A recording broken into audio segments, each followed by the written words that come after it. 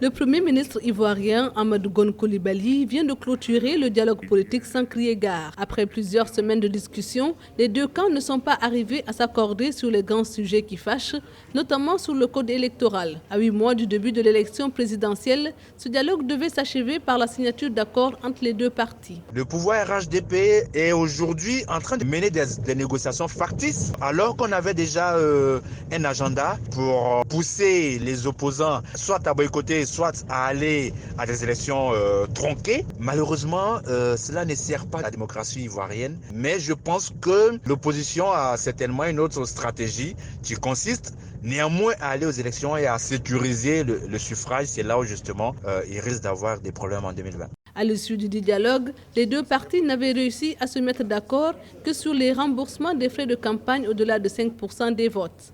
Les autres doléances, comme l'abandon des charges contre Laurent Gbagbo ou une plus grande indépendance de la commission électorale, sont restées lettres mortes. On court encore une fois, comme en 2010, vers une crise post-électorale que tout le monde voit.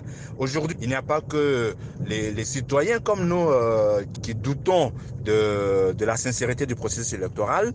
Plusieurs observateurs, y compris des politiques français, qui disent, écoutez, on fonce tout droit dans le mur. Rappelons que le 6 janvier, sur instruction du président de la République, le gouvernement a entamé la phase 2 du dialogue politique sur le processus électoral.